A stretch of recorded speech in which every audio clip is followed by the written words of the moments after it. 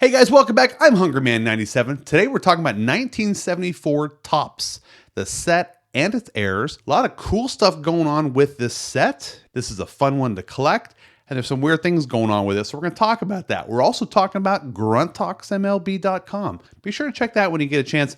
All things baseball. We got playoffs going right now, of course, so he's got a lot of playoff stuff, breakdowns, cool stuff, funny stuff. Check it out when you get a chance.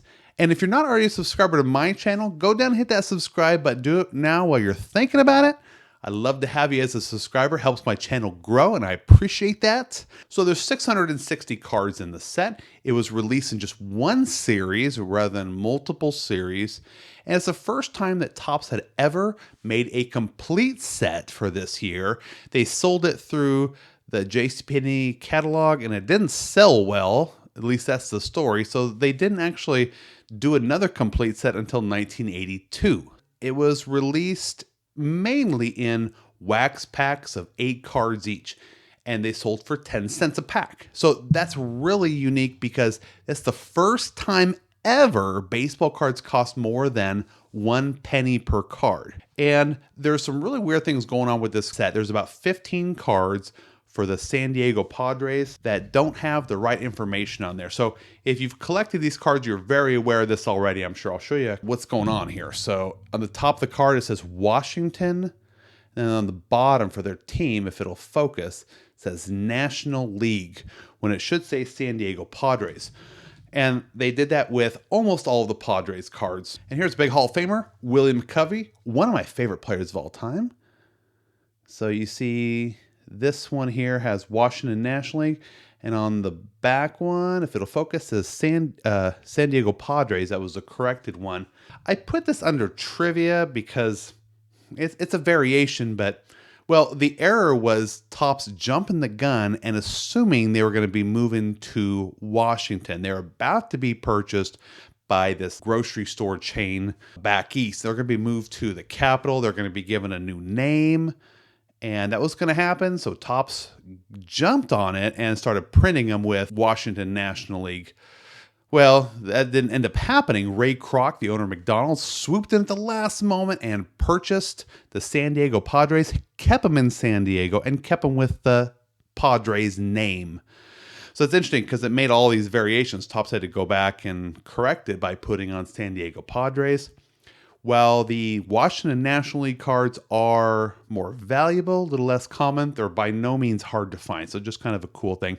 There's about 15 cards with that. Dave Winfield, even though he was on the Padres, was not one of those. His was correct from the get-go where it says San Diego Padres. But we're going to start out with card number 1, Hank Aaron. Well, there's about a 6-card series of Hank Aaron cards just kind of dedicated to different achievements that he made. Of course, card number 1 talks about his being the all-time home run leader. Well, he was at 713. Babe Ruth was at 715. But that's not the all-time leader yet. He was not quite there. He was 2 home runs short of tying Babe Ruth's record. But Topps decided to put him as the home run leader. So I put that under trivia. Whatever. Moving on here. Card number 58, Charles Spikes. There's a variation on this one where you can get where it says Cleveland on the top of the card. It can be either has 1 or 2 like little yellow circles on it. Now, a lot of people say, oh, those are just misprints. Those are one-time things. No, these were actually mass-produced as this variation where it has those little yellow circles. So don't worry, they are actual mass-produced ones. They're not recognized by Beckett as an error, but they are definitely a variation, and that's confirmed. We've got a few of them like that. Card number 71, Donnie Frisella. There's a yellow circle above the A in Braves. So that's a variation. Again, it can be with or without that. Phillies leaders, card number 119 has Ripplemeyer misspelt. I can see why. They've got the E and the L backwards on that one. That one was misspelt and never corrected. Ray Burris, 161. This one's really cool. Probably my favorite uncorrected error in the set, where it has the number on the back just sideways. Card number 179, Yogi Berra manager's card, talks about Yost as one of his staff, management staff, where it has his home misspelt on the back. Okay.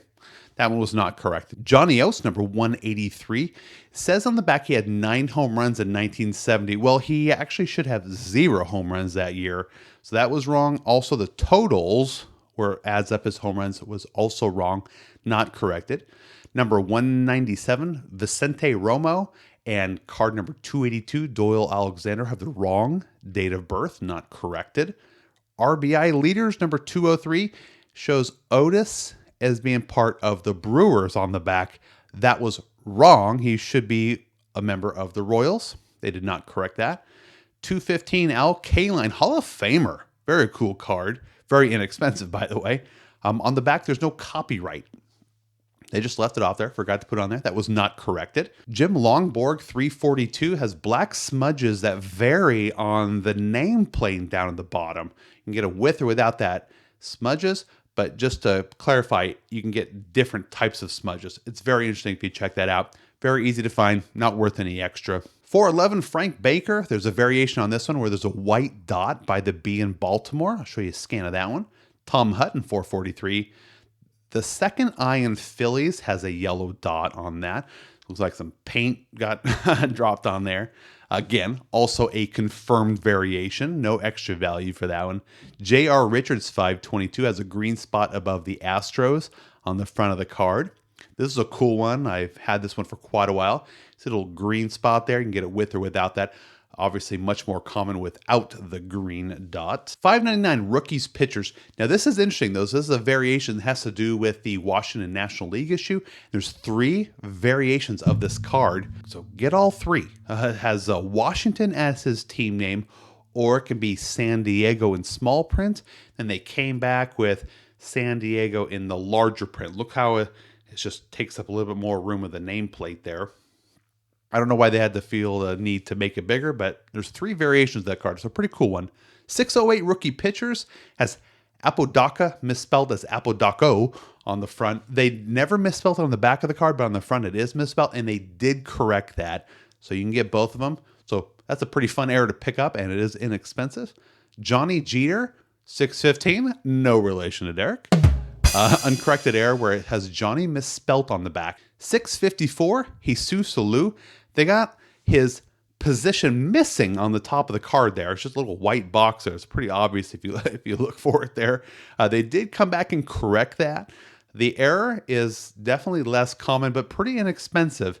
I saw them ranging anywhere between $5 and like $10 on eBay, so pretty easy to get a hold of. So quite a few errors in the set. I will say with some of those paint issues with the variations of this set, there is definitely a lot out there I'm sure I don't have. So if you got some more errors you know about, put them down below. If you have any comments, questions, put them down below. I will respond to you. Thanks so much for tuning in, and we'll see you next time.